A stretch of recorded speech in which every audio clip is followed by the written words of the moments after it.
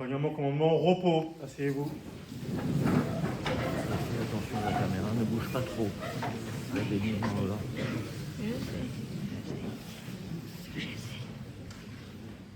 Bonjour tout le monde. Je sais que vous sortez en fonction des sections, soit de devoirs surveillés ou des concours blancs. On va oublier un peu tout ça. J'espère que vous êtes pas mal débrouillés, mais on va un peu oublier tout ça et on passe dans une autre phase un peu différente. Aujourd'hui, c'est une journée spéciale pour votre compagnie, pour votre promotion, avec ce soir le baptême de toute la promotion. Vous avez choisi comme parrain le lieutenant Tira, dont ici représenter les membres de la famille, avec le fils du lieutenant Tira. C'est une chance pour vous et nous remercions la famille Tira de l'honneur qui est fait aux élèves des classes préparatoires du Prytanée,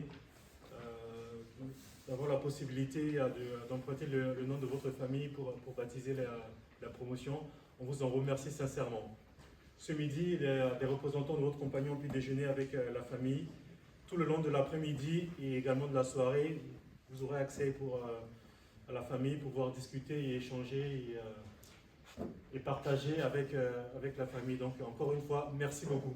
Qui mieux que vous pour parler du lieutenant Tira à toute cette compagnie de jeunes qui aspirent à rentrer dans les grandes écoles militaires, à la fois Saint-Cyr, l'école de l'air, l'école de l'air, de l'espace et l'école navale pour ceux qui souhaitent une ambition de la Marine nationale.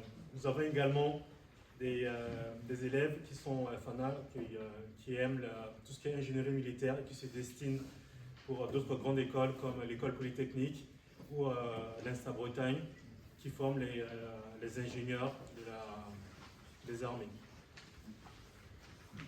Voilà, ils sont de leur première année repartis entre les filières scientifiques, économiques et littéraires. En tout 170 élèves de la promotion. Monsieur Tira, merci beaucoup.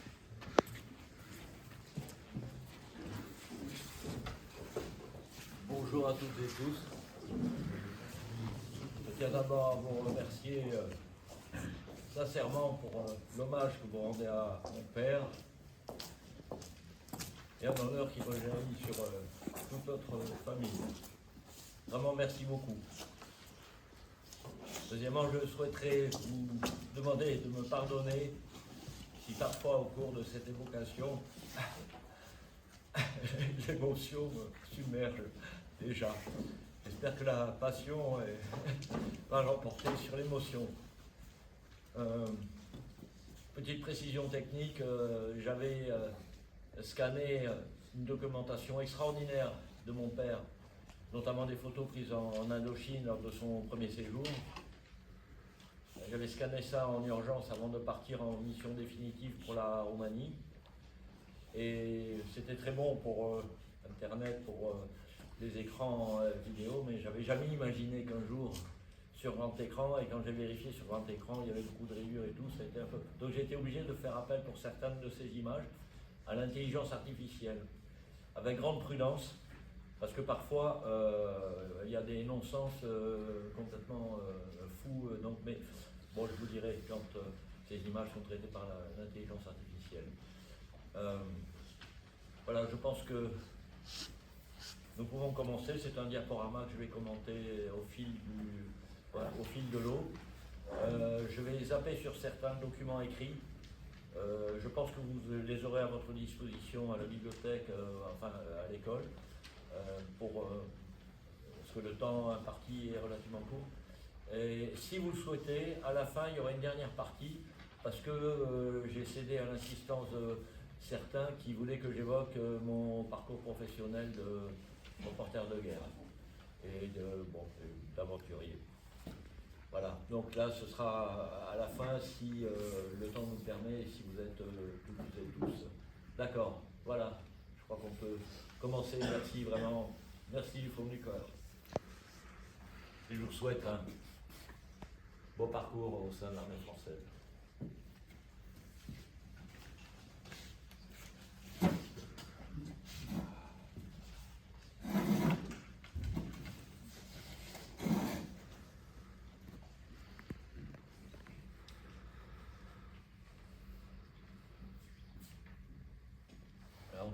commençons par un portrait qui est assez connu de mon père, qui a été publié dans plusieurs livres.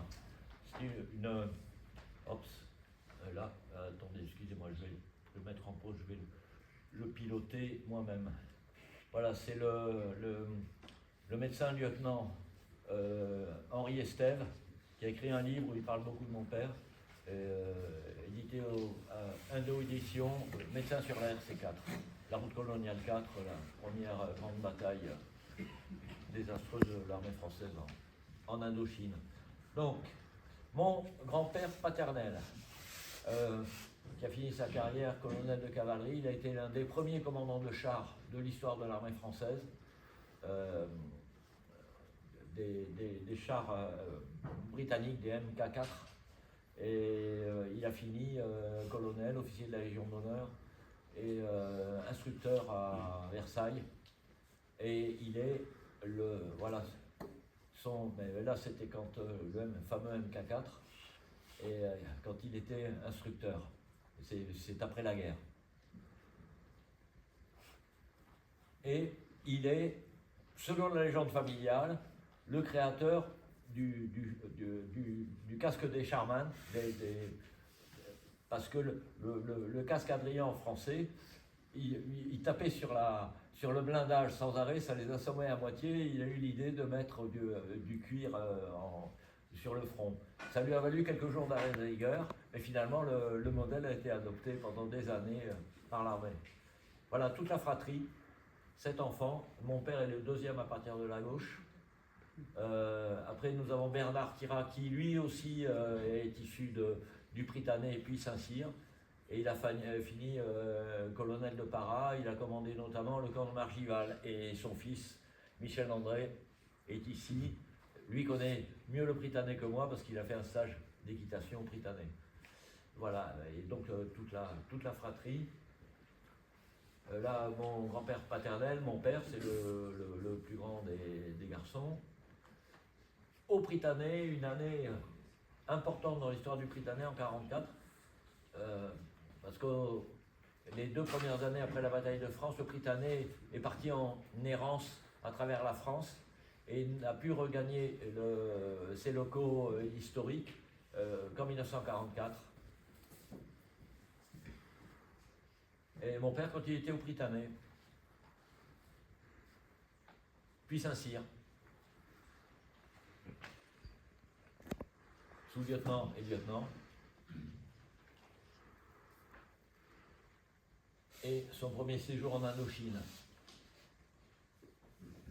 au sein de 3e REI. Donc Bernard Ruet, lui aussi issu du Prytanée, grand ami de mon père, et tous les deux, en arrivant en Indochine, on leur a donné le choix, et ils ont choisi le 3e REI, le régiment le plus décoré de France, et voilà parti pour la RC4. Donc l'Indochine française, le Tonkin, où ont eu lieu les batailles de la RC4, de Dien Bien Phu et tout, c'est complètement au nord. Je ne sais pas si on voit ma flèche d'insert. Bah, vous la voyez? Oui, on la voit. Voilà, la RC4 longeait la frontière chinoise. Et la Chine venait de basculer avec Mao dans le communisme. Et donc a commencé à aider très lourdement les Viet Minh. Il y avait la base de Karambong qui était complètement au nord, et il y a eu un ordre complètement fou d'évacuer la ville avec les civils, alors que c'était une route, vous en verrez quelques photos, qui était impossible à défendre. Les Viet avaient déjà saboté la route, donc les véhicules ne pouvaient plus passer. Ils avaient creusé la route en touche de piano, plus les mines, plus les embuscades partout. Et donc le retrait a été terrible. Voilà, plan de la carte de droite, c'est toute la région du Tonkin. Ah voilà, mon père arrive sur la RC4. Alors d'abord quelques opérations, comme l'opération Vincent, le voilà avec quelques-uns de ses hommes. Là c'est intelligence artificielle, j'ai bien vérifié, c'est très bien. On reconnaît un petit peu moins bien mon père, je trouve, mais bon, dans la famille ils disent que non. Donc, ok. Là, c'est un prisonnier viet, et on est en train de lui injecter un vaccin.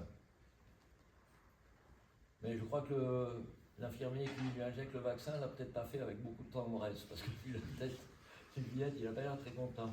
Voilà quelques paysages autour de la RC4. Vous voyez la RC4, la route était en bas, c'était vraiment propice aux embuscades de toute nature. Là, donc mon père, là aussi on ne le reconnaît pas très bien. Mais, donc il était officier de renseignement, il était OR dans sa compagnie. Alors, là c'est plus détaillé. Kaobang, que vous voyez en haut à droite, donc il a fallu qu'il se tape toute la route jusqu'à Langson. Le colonel, que je ne nommerai pas par charité, venait d'arriver du Maroc, il ne connaissait rien de l'Indochine, et il ne s'est pas déplacé, et il a commandé toute l'opération depuis Langson, et on manquait de moyens radio et tout, donc ça a été, il a donné des ordres, des contre-ordres, il a paniqué, enfin bon, et ça s'est donc très mal passé. Et mon père était basé à Tatke, enfin le 3e R8 est basé à Tatke. Là, c'est un supplétif vietnamien et c'est un poste renforcé sur la route. Là, voilà le poste de Tatke actuellement. Alors, il y a une grande mosaïque à l'entrée vietnamienne, la Grande Victoire, et bon, c'est normal, c'était chez eux. On a là un autre livre où il est question du lieutenant Tira. Alors, la photo de groupe là, de l'état-major du 3e REI, on voit accroupi complètement à gauche, c'est Gruet, dont on reparlera ultérieurement, mais on ne voit pas mon père. Et j'ai compris pourquoi. Parce qu'en fait, c'est mon père qui a fait la photo, et là, le voilà. Il est en bas, à droite, c'est le deuxième en partant de la droite. Alors, ils aimaient beaucoup les caricatures à l'époque. Donc là, on voit Gruet, et mon père qui était, vous avez remarqué comme je suis costaud, et comme les Tiras sont costauds, et là, il exhibait sa puissante musculature. Costaud mais résistant.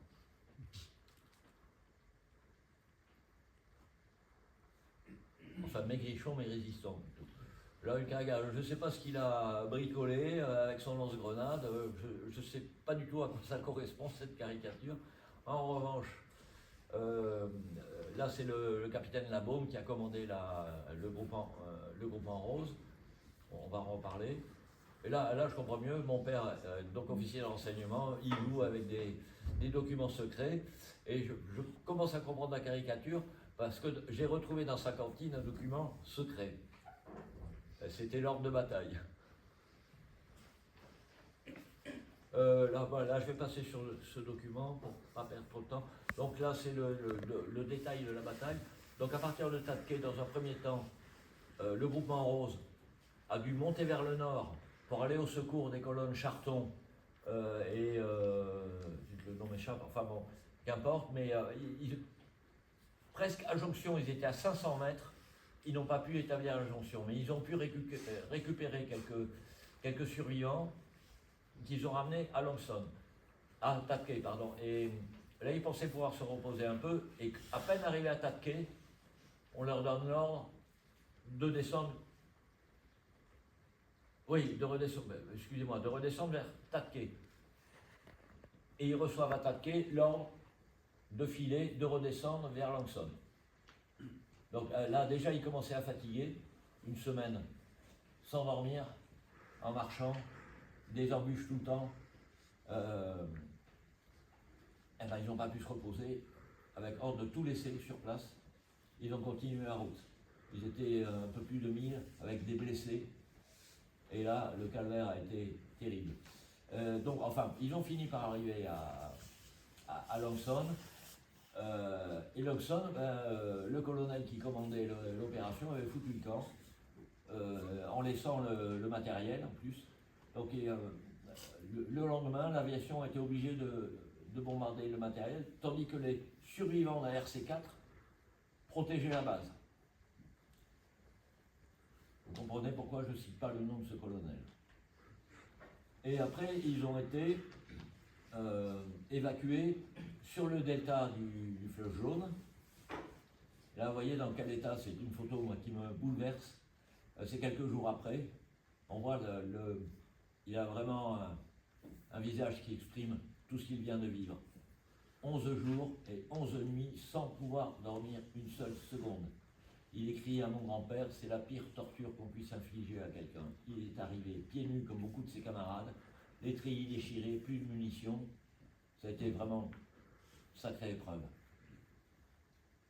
Voilà, c'est une lettre qu'il a trouvé la force de taper à la machine à mon grand-père paternel. Donc c'est une lettre d'officier à officier où il relate l'événement et ce qui ressort le plus, c'est le manque de sommeil.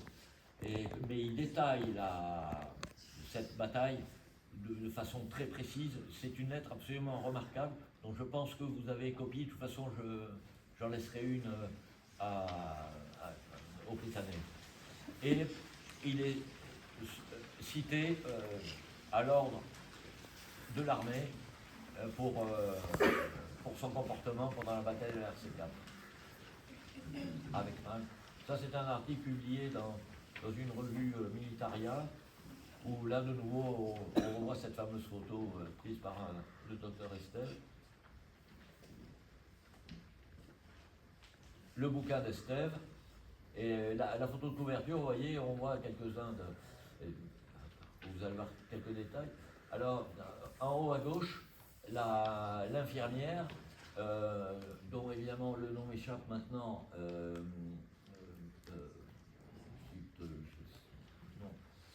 enfin, elle a donné son nom à une promotion de l'école de formation du personnel médical de l'armée. Morissette, là, c'est Morissette Lastécouer.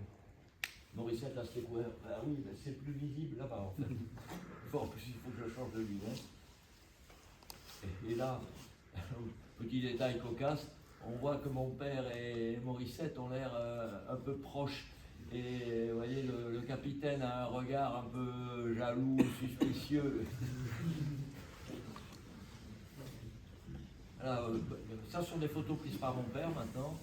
Et je trouve qu'il avait un vrai talent. Là, c'est un jugement de photographe professionnel. Vraiment, il avait du talent.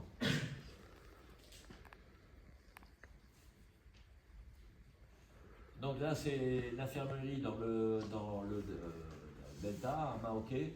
Et bon, il consultait aussi le médecin Estève, consultait aussi quelques civils, donc là c'est du Vietnamien. Et là, c'est à Maoké, toujours dans le Delta, et là c'est la ligne tirade. Mon père avait fortifié un camp qui avait été occupé préalablement par les Japonais à la fin de la Première Guerre mondiale, qui se sont comportés comme des salopards et comme des sauvages. Et là, sur notre opération, intermède, mais on va revenir sur le fameux camp. Là, on est à Binian, mais c'est ça. Ça, vous voyez, c'est un blocos qui a été construit par les Japonais, qui a été repris après par la Légion.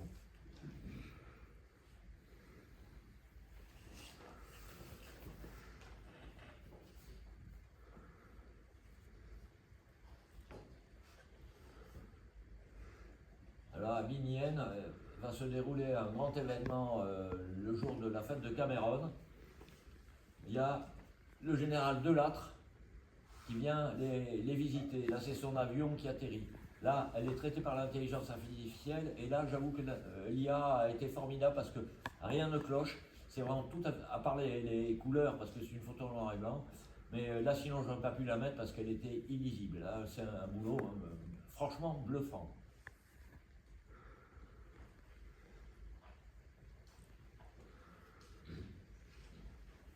Les traversées de cours d'eau, maintenant, on a du matériel moins rudimentaire quand même. Donc là, c'est l'ambulance d'Estève.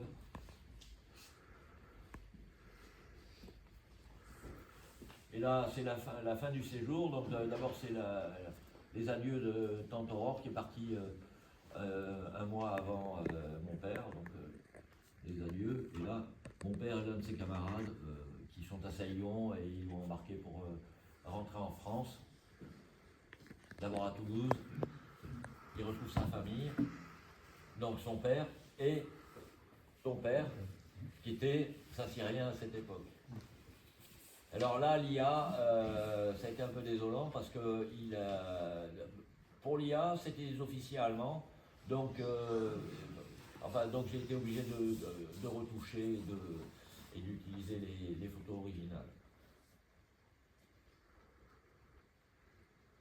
Alors, après son passage à Toulouse, visite familiale, le voilà envoyé en Tunisie où ça a commencé à chauffer, mais c'était une sinécure par rapport à l'Indo.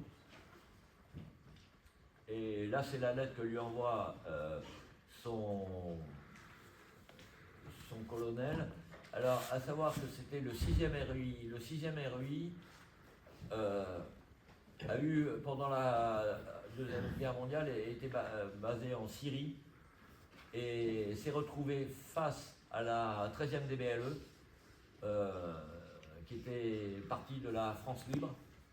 Et ils se sont retrouvés face à face, les uns sous les ordres de Vichy, les autres sous les ordres de Gaulle. Et la Légion ne tire pas sur les légionnaires.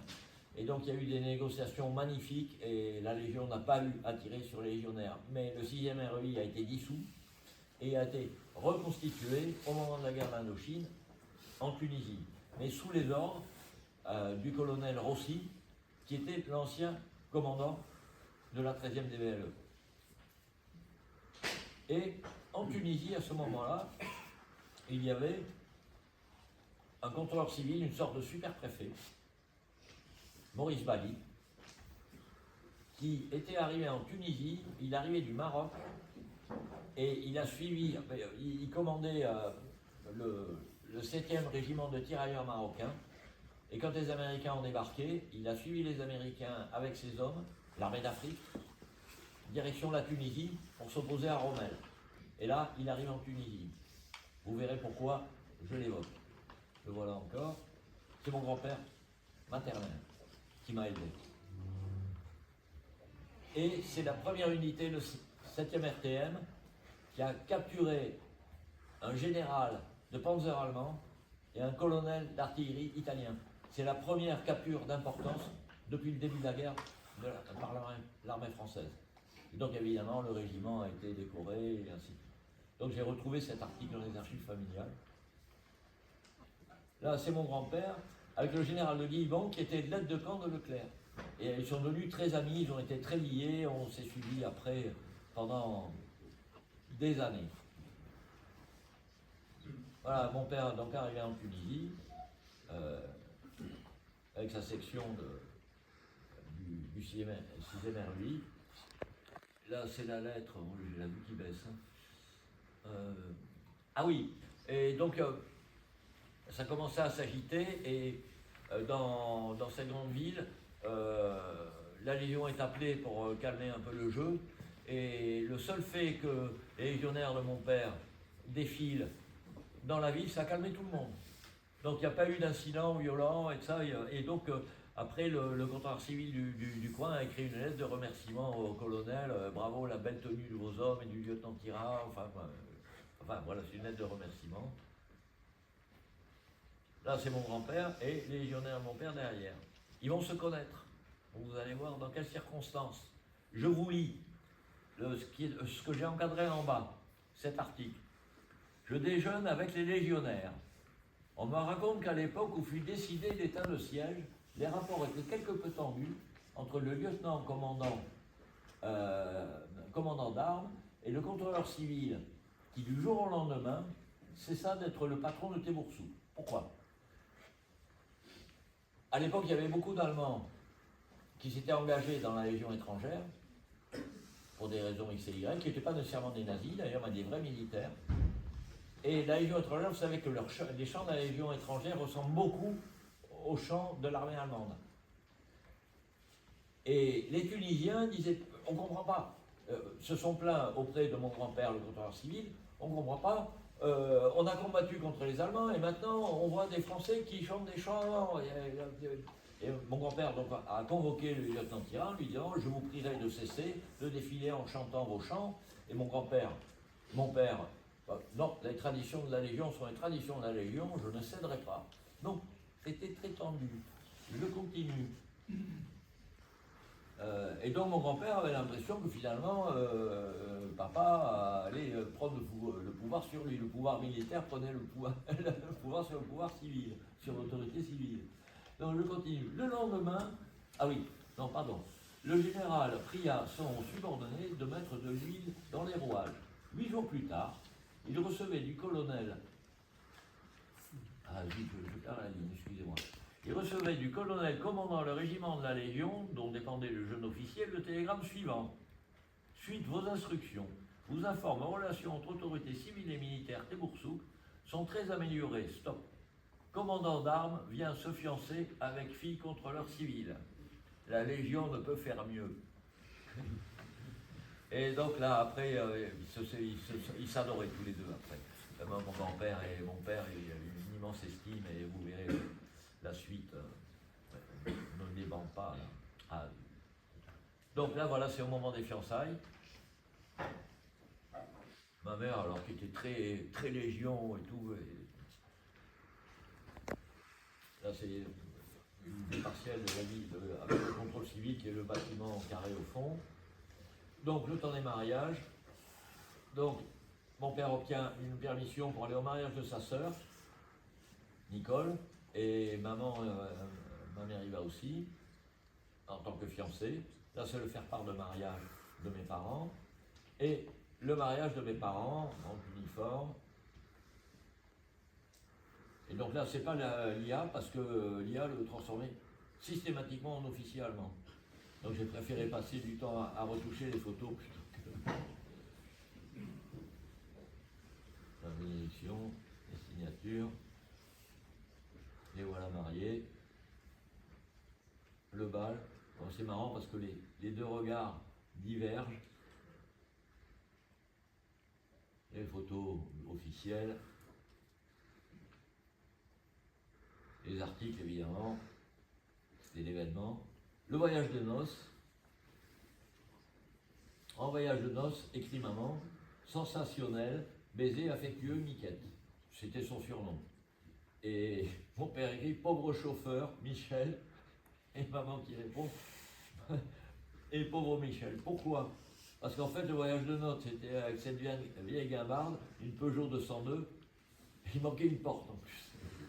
Et ils ont fait presque un tour de France avec cet engin, ça a dû être assez fatigant. Je crois qu'on est moins fatigués, nous venant de Roumanie en voiture maintenant, que mes parents lors de leur voyage de noces. Après, bon, ils passent à Toulouse. Alors, papa avait la réputation de marcher très vite et maman courait derrière. Et c'était un grand fumeur. Là, j'ai pas effacé la cigarette. Sur d'autres photos, je l'ai fait, mais bon, il ne faut pas non plus trop mentir. Très belle photo de mon père, prise par mon père. Et là, mon arrière-grand-mère qui s'est prise d'adoration pour mon père. Elle était mignonne comme tout, j'aime beaucoup cette photo.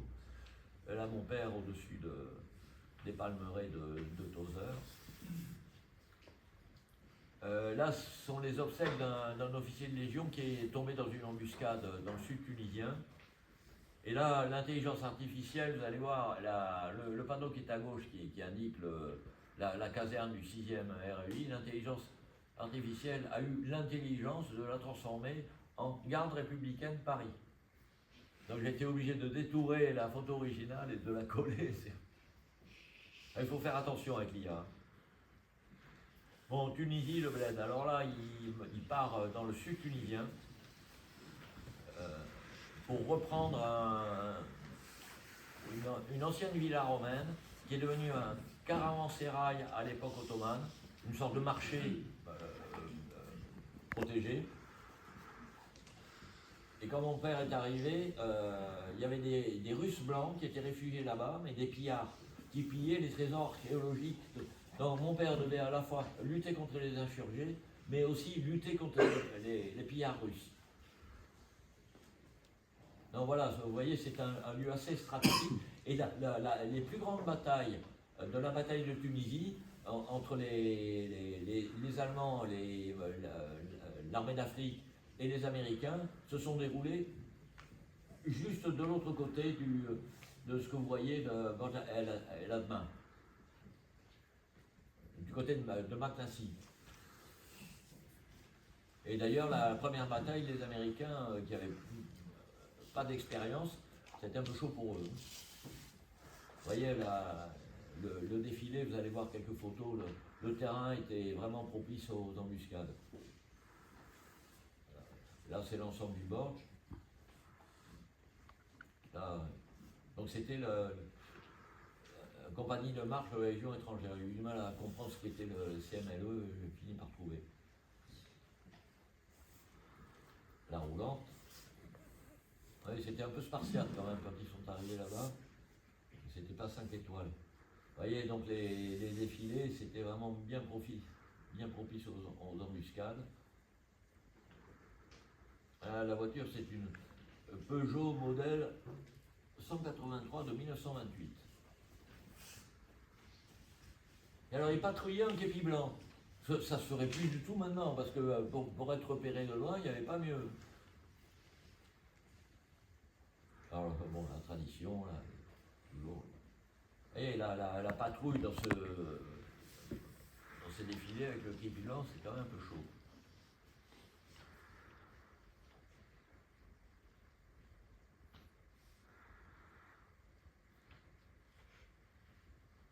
Vous voyez, il était costaud. Mais enfin, il a été un des survivants de la RC4 quand même. Ça veut dire, méfiez-vous des gens, hein, des gens fins, disons. Des gens minces.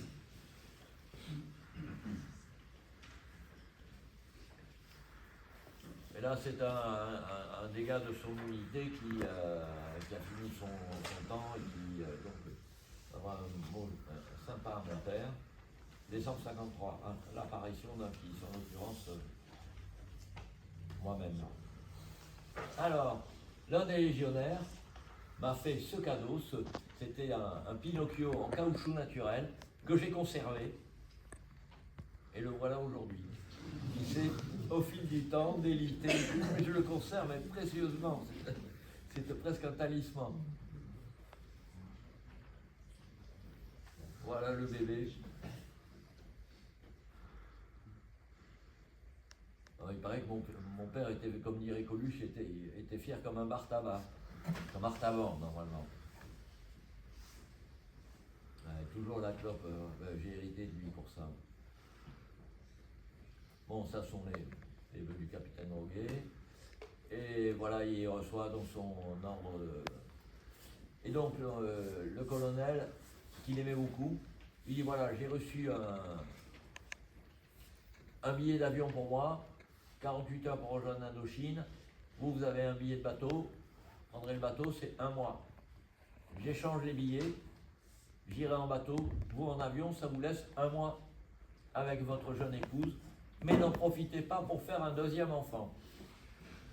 Et c'est la seule fois où mon père a désobéi à un ordre. Parce que pendant ce mois-là, ils ont conçu ma pauvre sœur, aujourd'hui décédée, et qui est née 6 mois après le décès de mon père. Oui, là, donc là c'est son ordre de mission pour le dernier voyage. Et donc, nous voilà... oui, donc de nouveau en Indochine, toujours dans le delta du fleuve jaune. Là, c'est une lettre. Eh oui, il vient. Bon, très rapidement, il a sauté sur une mine.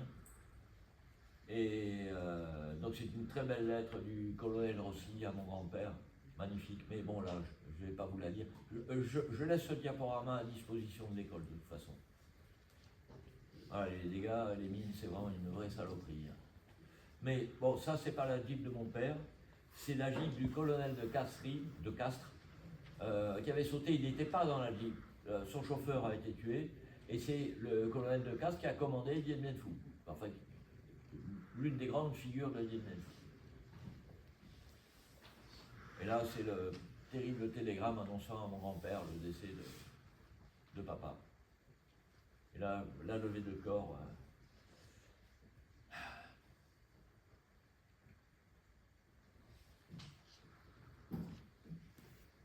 Et donc, on a rendu beaucoup d'hommages à mon père par la suite. Certains, ça a été long à obtenir, mais le plus bel hommage, merci à tous et toutes, c'est vous qui lui rendez, vraiment. Merci. Donc là, oui, là, c'est encore une très belle lettre du colonel Rossi à mon grand-père. Et il est fait chevalier de la Légion d'honneur à titre posthume le 2 décembre 54. Il y a un article dans la presse tunisienne donc, annonçant cette... Et la revue Cameron de 1955, il y a un article, parce que le camp où il était basé, à Kessat, a baptisé le quartier Lieutenant Tira, le premier hommage rendu par la Légion à mon père. Là, la famille Tira vient régulièrement en Tunisie visiter ma mère, lui remonter le moral. Donc là, il y a mon oncle Bernard et ma petite sœur aînée et mon oncle Yves qui est à sa gauche et l'une de mes cousines. Et moi en Napoléon conquérant. J'ai commencé à trouver ma vocation un peu à ce moment-là. Vous verrez pourquoi tout à l'heure. Et là, ma vocation de reporter photographe, ça c'est l'appareil de mon père. J'ai fait un reportage en Iran au début des émeutes qui ont conduit à la fin du Shah d'Iran. Et le reportage, je l'ai fait avec l'appareil de mon père. Ma petite sœur et moi. Là, Gabès. Ah oui. Et donc un jour, mon grand-père reçoit une lettre du général de Guillemont lui demandant, enfin lui annonçant que la Légion souhaitait baptiser le Borj El Afai, où avait été mon père dans le sud tunisien, le baptiser Borj Tira. Et donc il y a eu une cérémonie, le Borj a été baptisé Borj Tira. Ça a été vraiment une grande cérémonie d'ailleurs. Et là, c'est un extrait du discours du général de Guillemont. Et le Borj Tira, aujourd'hui, j'ai été contacté, c'est extraordinaire, Internet, par des Tunisiens de cette région qui sont en train de se battre pour que le Borj soit classé au patrimoine mondial de l'humanité par l'UNESCO. Et ils ont un grand projet de rénovation. Alors, bon, évidemment, les Tunisiens, et pour eux, bon, ils sont patriotes, ça, on ne peut pas le reprocher. Mais pour eux, c'était un camp d'internement de résistants tunisiens, ce qui n'était pas juste pas vrai du tout. Mais là, on réécrit l'histoire. Hein. Bon, on ne peut pas leur en vouloir. Et voilà, le Borj Tira maintenant, vous voyez la plaque Borj Tira a été enlevée, et donc on retrouve Caravansérail El Afai. Et là, le projet de rénovation du Borj. Alors, il m'avait invité, mais c'était au moment où il y avait l'histoire des moines de Tibérie qui avaient été décapités et tout. J'avais contacté l'attaché de défense auprès de l'ambassade de France à Tunis. Il m'a dit non, n'y allez pas, c'est peut-être un piège. Donc bon. Et donc, enfin, à Salles-sur-l'Air souhaite inhumer papa, qui est vraiment le fief familial. La nouvelle mairie a consenti enfin que le nom de mon père soit gravé sur le monument mort. Ils ont même fait une plaque spéciale. Comme le 4e régiment étranger se trouve à Castelnaudary, à un jet de pierre, donc on a eu droit au piquet d'honneur commandé par 2 lieutenants, dont le lieutenant Métavant. Voilà, mon Bernard à droite, Yves à droite, le lieutenant Métavant, ma maman qui est décédée il y a 4 ans, moi-même. Et en même temps, le lieutenant Jean-Pierre Maranzana, qui faisait partie des troupes spéciales, il enquêtait au Liban sur les responsables de l'attentat du Drakkar, dont vous avez sans doute entendu parler, où 63 paras ou 64 paras sont morts dans leur sommeil. Et en fait, maintenant, on sait que ce sont les Iraniens qui ont ourdi cet attentat. Et lui enquêtait là-dessus, mais il s'est fait repérer, il s'est fait descendre. Une grande famille de militaires, là, d'ailleurs, les Maranzana. Bon, un article, parmi d'autres. Et un autre lieu, le lieu de naissance de mon père, qui est au nord de la Bretagne, là pareil, ils ont apposé une plaque en sa mémoire sur le monument mort. Et puis, le lieutenant Bétavant est passé capitaine et il a demandé à ma mère l'autorisation de faire la cérémonie des képis blancs à Pellepoix, qui est la demeure de son deuxième mari. Elle s'est remariée, elle a fait un veuvage de 11 ans quand même. Et elle n'a jamais oublié mon père.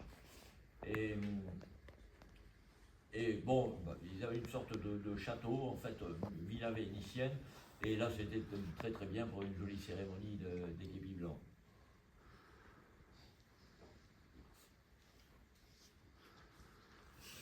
Là, c'est une lettre de remerciement. Et là, c'est la lettre bouleversante. La photo bouleversante, ils l'ont retrouvée sur son cœur quand il a sauté sur une mine. Et maman, derrière, a écrit mars 54. Elle a écrit en mars 54. Michel et son fils, dont il était si fier. Photo trouvée sur lui le 18 juin 54. Et ouais, bel hommage, mais vous l'avez ici. Belle plaque, hein, merci beaucoup. La plaquette est superbe. Bon, on continue.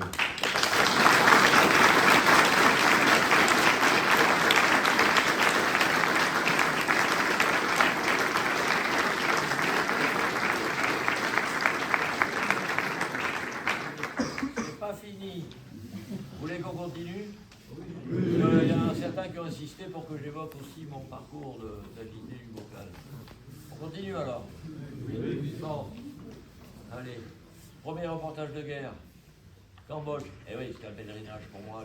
Retourner en Indochine, c'était la fin de la guerre du Vietnam. Le Phnom Penh était encerclé au Cambodge par les Khmer Rouges, ces salopards. Et je connaissais rien de la chose militaire. J'ai pas voulu faire la main. Mon grand-père, quand mon père est parti pour son deuxième séjour, il savait qu'il risquait fort de ne pas en revenir. Il a demandé à mon grand-père, lui donner sa parole d'honneur de me mener à bien.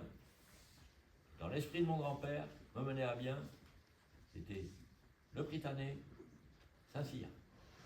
Et c'était l'époque où il ne se passait plus rien.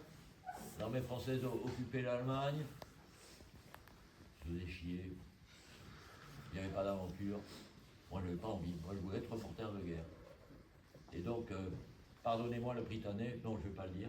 Enfin bon, je n'ai pas fait le Prytanée. Et fait une formation de photographe. Et très rapidement, j'ai été embauché dans un quotidien régional, Sud-Ouest. Et j'ai fait mes premières armes de reporter au chien écrasé, comme on dit. Et puis, j'avais des amis, des grands amis qui étaient des voisins, qui étaient franco-cambodgiens. Et ils m'ont facilité ce voyage au Cambodge. J'ai été reçu chez le docteur Sonki, médecin cambodgien, ayant épousé une Française, mes voisins. Et il était médecin à Phnom Penh. Et c'est lui qui m'a reçu et il m'a facilité le reportage. C'était une époque, il faut dire, où un reporter, on pouvait ce qu'on voulait. T'arrivais sur une base, il y avait un hélicoptère qui chauffait, t'arrivais avec tes appareils photo, salut les gars, vous allez où? Ben, on va à Kessan. Ah oui, vous avez une place pour moi? Allez, vas-y, embarque. Même pas besoin de montrer la carte de presse, ça a complètement changé depuis la guerre du Vietnam. Maintenant, c'est plus pareil. Même à Chikou, il a fallu vraiment que je montre page blanche sur page blanche pour finir par me faire accréditer auprès de la mission Aigle. Maintenant, c'est bon. Alors, Cambodge. Premier jour de ma vie au front. En première ligne, d'abord, première scène, c'est 3 bombes. Là, il y avait un bombardement aérien à quelques centaines de mètres. Les Khmers rouges sont derrière. Les soldats disent, n'avancez pas, il y a les Khmers rouges là-bas. On est protégé par Bouddha. Ils ont continué leur chemin. Et après, il y a une mini-contre-offensive, on a avancé un peu, on a retrouvé une ombrelle ensanglantée et les bombes avaient été zigouillées. Bouddha ne les a pas protégés. Et là, je me trouve en première ligne. Là, c'était chaud. Et alors, M113 avec canon sans recul, je ne connaissais pas du tout le truc. Le premier tir, j'étais derrière. Je me suis retrouvé le cul par terre, lui à moitié assommé. J'ai compris tout de suite. Et là, j'ai eu du bol parce qu'avec les appareils photo argentiques, pour choper un coup départ comme ça, À l'époque, il fallait vraiment avoir du bol. Maintenant, on est à 12 images secondes, au 5 millième de seconde, on peut choper même les ogives en plein vol. Mais à l'époque, là, j'ai vraiment eu du bol pour cette image. Vous voyez, Grenade-à-Main, là, les Khmers rouges, ils étaient vraiment pas loin, ils étaient dans des trous vraiment pas loin. Et là, mon fixeur, dit Pran, le héros du fameux film La Déchirure, que je vous recommande, qui est bouleversant, me dit, il y a un capitaine français qui combat contre les Khmers rouges. Je lui dis, mais où loin? Mais non, il est pas loin, on peut y aller. Oui, oui. Et je vois un grand gaillard blanc avec une Kalachnikov, ils avaient tous des M16, lui avait une Kalachnikov, il me tournait le dos, moi 10 minutes, lui dit, ouais, vous êtes français? Il se retourne, il voit mes appareils photo, fou, un coup de canon Kalachnikov dans les dents, il me pète dedans, il me dit, fais une photo, t'es mort. Et il dit, oh, du calme, je ne suis pas du tout contre vous, mon père était officier de Légion, il est tombé en Indo. Quel régiment? 2e RUI, il a baissé son arme, grande claque sur l'épaule, t'es mon frère. 2 heures après, il se prend une rafale, une balle lui traverse la joue, une autre balle ricoche sur sa gourmette et un éclat d'obus dans la cuisse. Évacuation à Phnom Penh, en 100 pans, les petites barques, il fallait traverser. Et les Cambodgiens voulaient l'amener à l'hôpital Calmette, l'hôpital français. Non, je veux aller chez Grovin, je veux... Et je lui dis, mais quoi, Grovin, comment ça, Grovin? Ben oui, Grovin, quand même. Il dit, mais Grovin, le médecin de Dien Bien Phu, la légende de Dien Bien Phu, l'une des légendes de Dien Bien Phu. Eh oui, bien sûr. Mais quoi, il est à Phnom Penh? Mais oui, il y a une clinique à Phnom Penh. C'est chez lui que je veux aller. Et le même jour, première fois que je suis au front, 2 scoops, Borella, qui plus tard sera snipé au Liban, j'y reviendrai, et Grovin, le mythe. Et en plus, mon meilleur ami d'enfance, François de Galard, était le neveu de l'ange de Dien Bien Phu, Geneviève de Galard, la fameuse infirmière de Dien Bien Phu. Alors, quand j'ai vu Grovin, oh, j'avoue que j'étais, mais waouh! Parfois, comme ça, les reportages, on se rend compte que le monde est petit et parfois, je ne sais pas qui te met sur la. Parfois, c'est même magique. Ça relève presque du miracle. Là, quelques photos de Borella, donc au Cambodge. Il a été, avec ses parents, il a été la dernière unité à combattre. Il a défendu l'aéroport de Pochentong et il a réussi après à filer, se réfugier à l'ambassade de France qui a été cernée par les Khmers rouges pendant presque un mois. Sans eau, ça a été épouvantable, où ils ont viré tous les Cambodgiens qui étaient réfugiés là, ils ont été zigouillés par les Khmers rouges tout de suite. Et lui, parce que les Khmers rouges, ils voulaient sa peau. Ah, il a eu chaud. Et je l'ai revu quelques mois plus tard à Marseille, il habitait Marseille, il préparait ses bagages pour partir au Liban, il voulait combattre, aider les chrétiens du Liban. Et il me dit, je pars au Liban, mais je ne reviendrai pas vivant. C'était prophétique.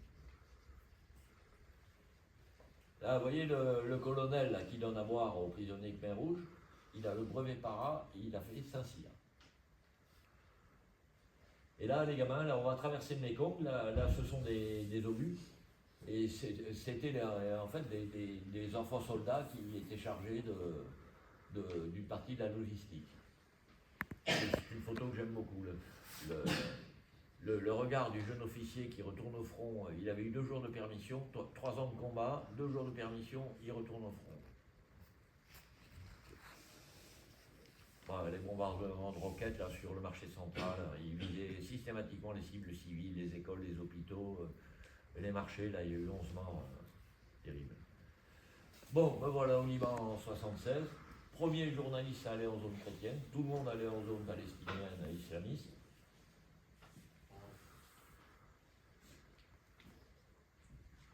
Alors, ils avaient tous, les combattants chrétiens, ils avaient des images pieuses scotchées sur le canon de leurs armes.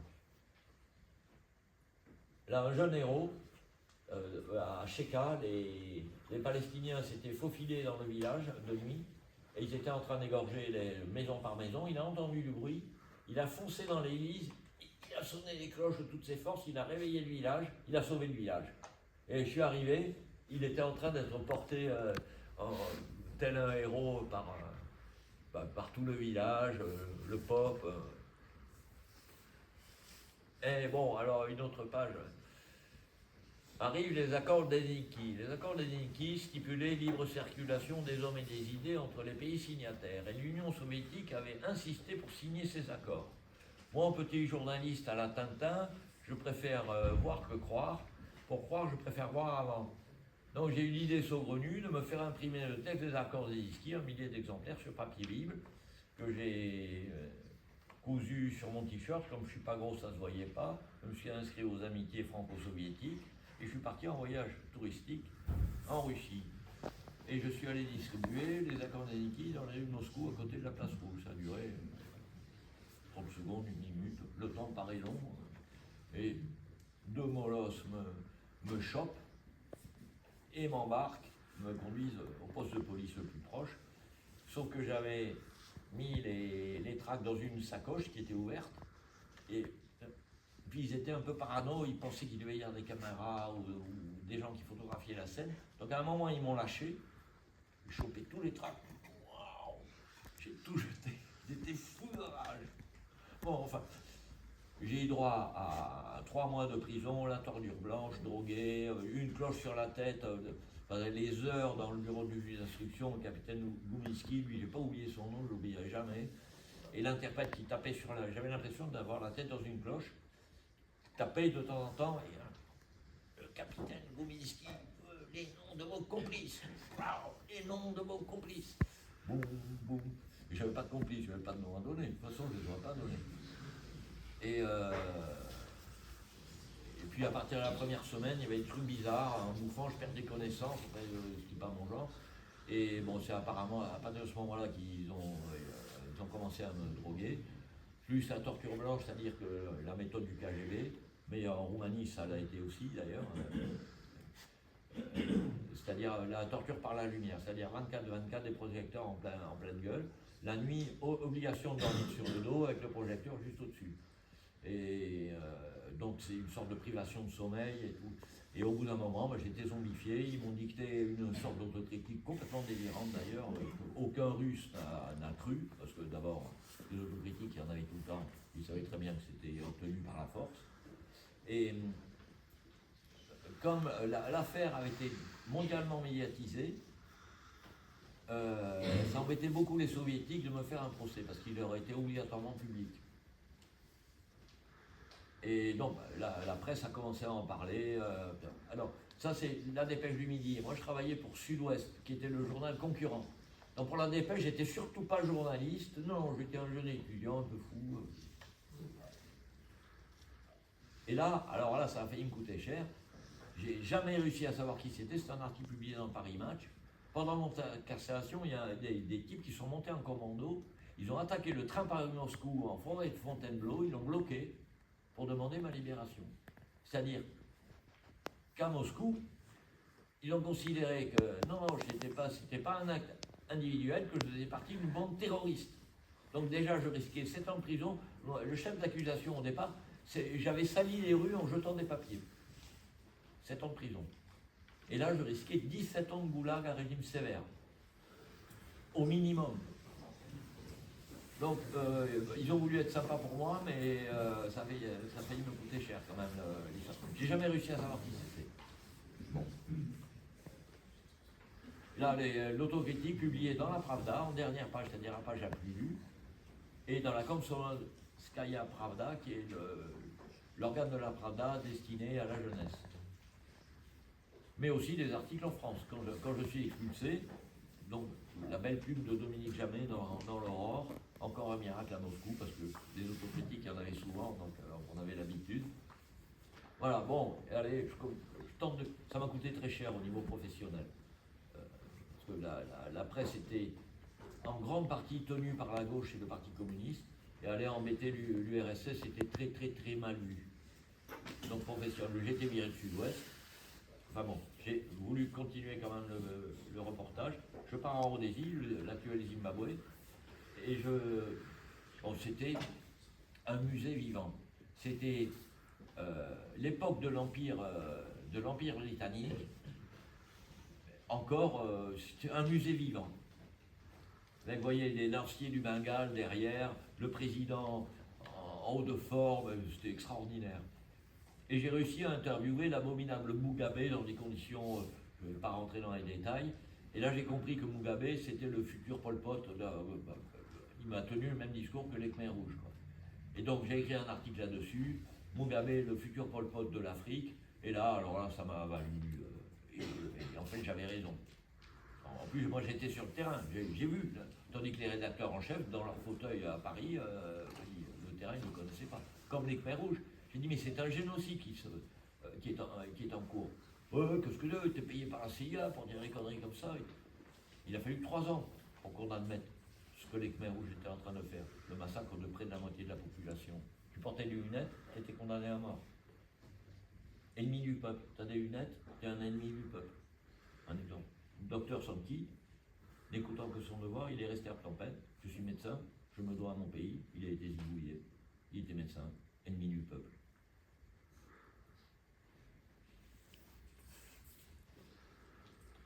Ah, là, je pars pour l'Iran. Là, c'est plateau de l'Anatolie, maintenant c'est l'autoroute. Mais là, à l'époque, il y avait 1000 km, c'était que de la piste. Avec l'appareil photo de mon père. Bon, je passe parce que là, il faut pas. Et puis, un jour, je fais une exposition rétrospective de mon travail à Toulouse. Et le nouveau maire de Toulouse, qui venait d'être élu, était un ancien journaliste, Dominique Baudis, que j'avais connu au Liban. Et il me dit, il vient voir, il était passionné de photos, et il me dit, mais tu voudrais pas travailler pour la mairie? Je lui dis, tu rigoles ou quoi? Il dit, mais écoute ce que j'ai à te proposer. Créer un atelier de photos, d'enseignement de la photo et du photo-reportage à l'école des Beaux-Arts, avec des gauchos. Je lui dis, tiens, là il y a Baston, ça me plaît. En plus, il n'aimait pas la photo c'est pas un art, enfin les vieux discours de l'époque. Là, il va y avoir de la bagarre. Donc, j'ai été enseignant la photo pendant 40 ans aux Beaux-Arts de Toulouse, tout en continuant quand même quelques reportages à temps perdu, parce qu'on avait beaucoup de temps libre. Et là, je fais une démonstration comment fonctionne un appareil photo en fermant les fenêtres. Donc, plongé dans la pénombre, j'avais percé quelques petits trous dans la fenêtre et j'avais un paquet de calques. Et là, vous voyez, la tête en bas, c'est la cour de l'école. Ça s'appelle la caméra obscura, la chambre noire, c'est la base de l'appareil photo. Le petit trou, le sténopé, c'est l'objectif le plus simple du monde. Léonard de Vinci avait compris le principe. Et moi, il m'est arrivé de faire des photos avec ça. Une simple boîte, un trou. Et j'ai même développé des photos au Cambodge. Le révélateur, c'était un mélange de Nescafé et de vitamine C. Ça marche très bien, c'est parfait. Et fixé avec du mauvais vin blanc. Parce que le vin contient des sulfites, hyposulfite de sodium, c'est le principe actif du fixateur. Et les photos, je les ai encore, elles n'ont pas bougé. Là, c'est le jour de mon pot de départ.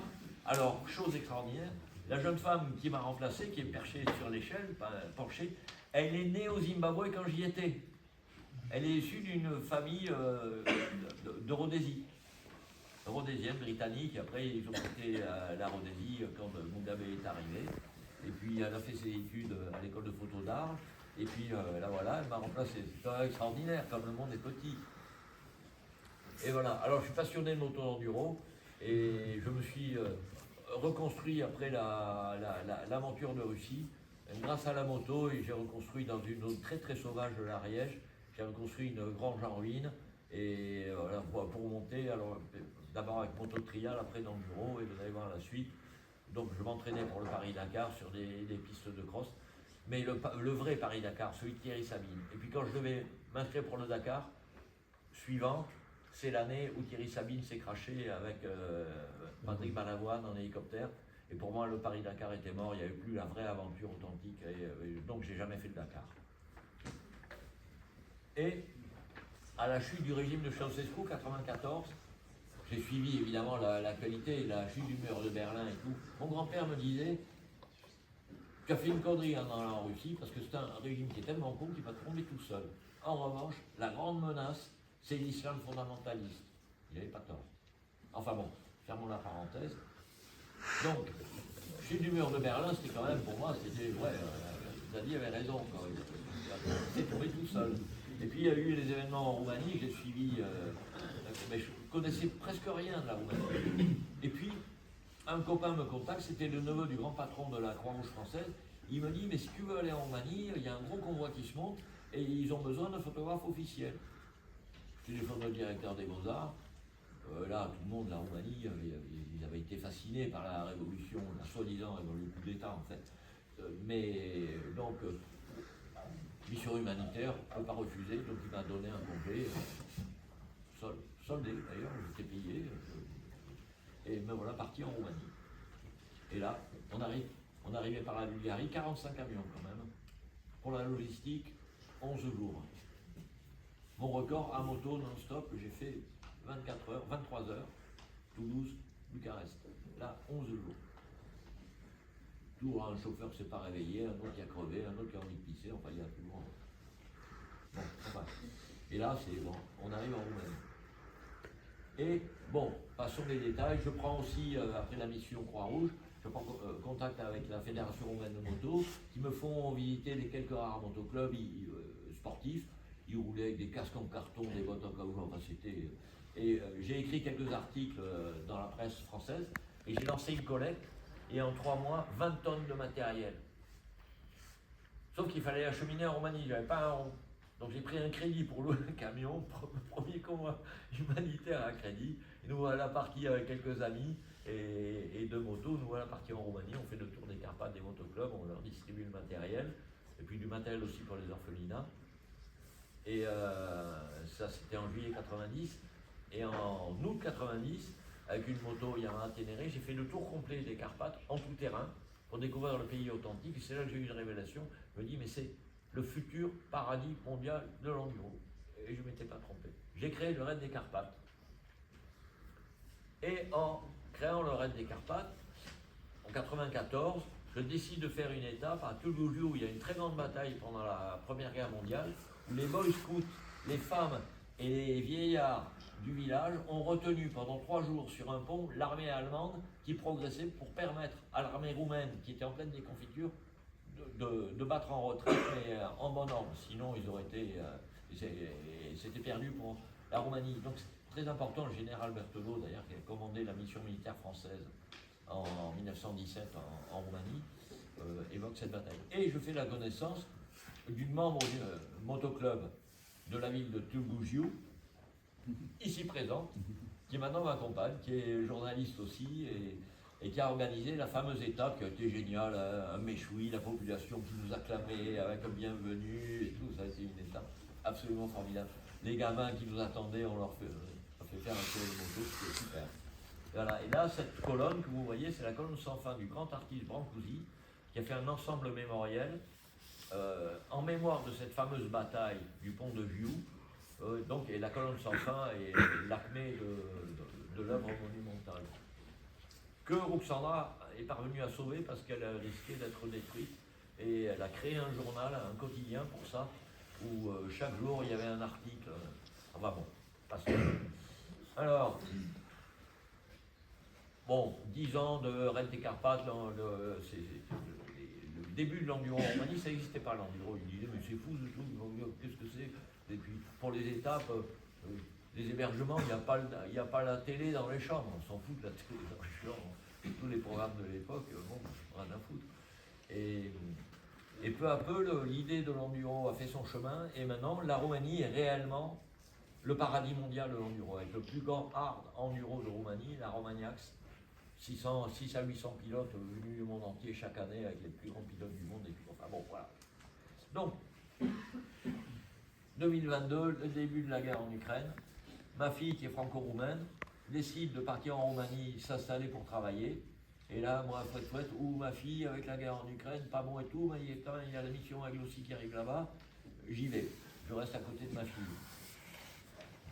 Et donc j'ai obtenu un contrat avec une agence de presse internationale, c'est pas presse, donc je suis correspondant pour eux, correspondant permanent pour la Roumanie et l'Ukraine.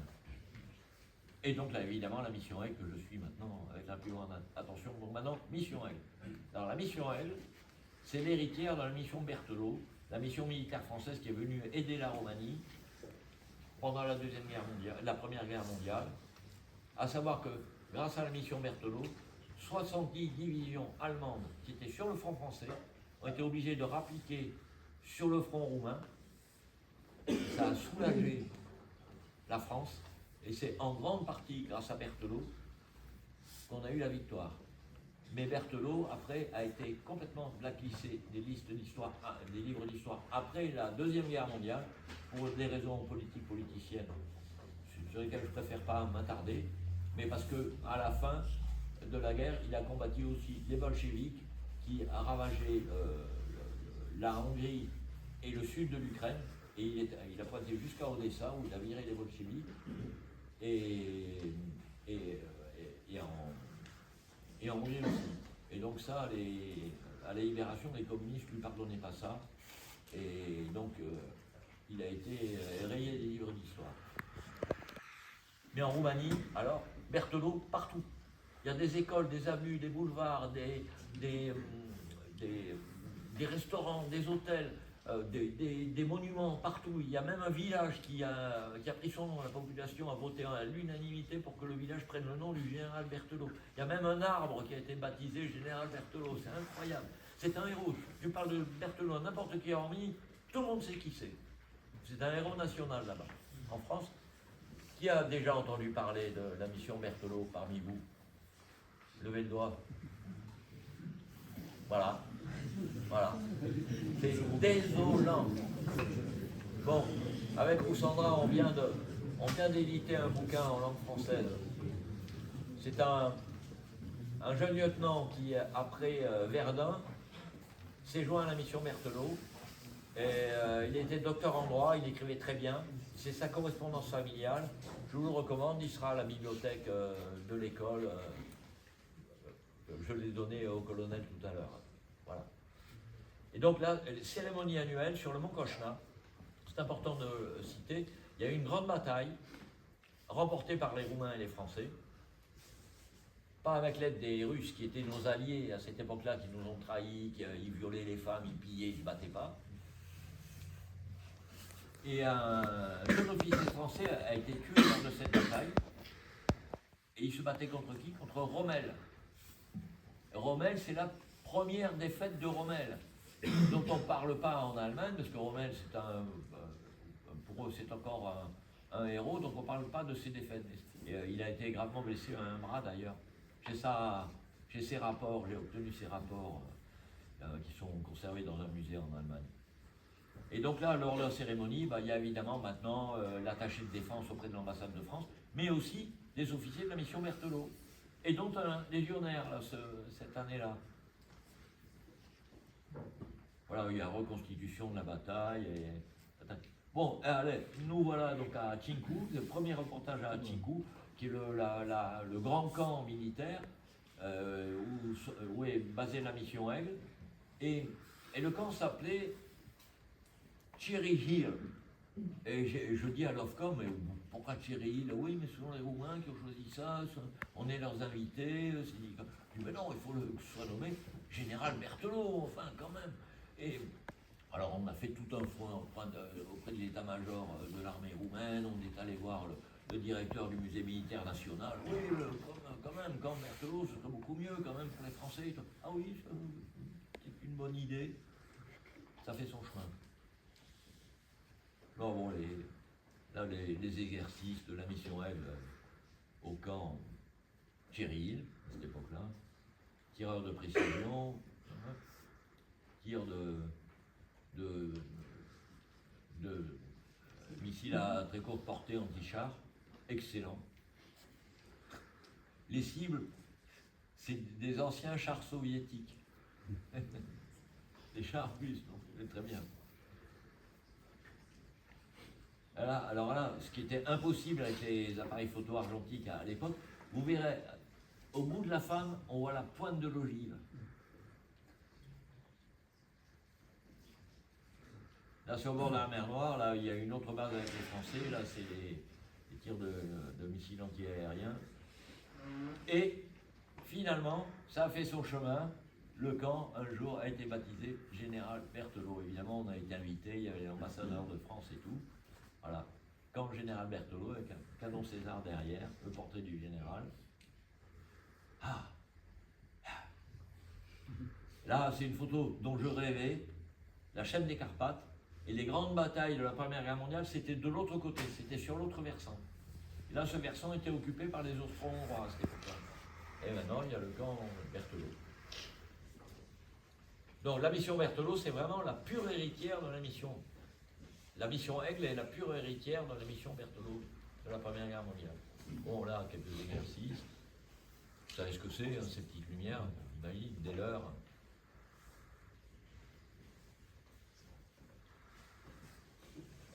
Voilà, un César, un Leclerc et un hélicoptère français.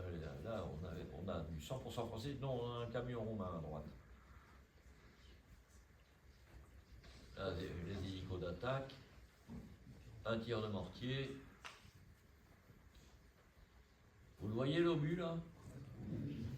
Là, c'était impossible, hein, en argentique c'était impossible. Maintenant, on est au 5 millième de seconde, en rafale à 12 images secondes. Donc et puis, le chef de tir, on voit quand il baisse le carton blanc, on sait que ça va tirer. Donc, top, on se met en rafale, et là, on chope pratiquement à tous les coups. Ouais, vous voyez, on voit un obus en vol là-bas. Un autre camp, un mortier de 120. Ça secoue les mortiers de 120. Et voilà, c'est la fin. Et donc là, c'est le bouquin que vous trouverez à la bibliothèque sur la mission Berthelot, l'ancêtre de la mission Aigle. Voilà, mesdames et messieurs, mesdemoiselles.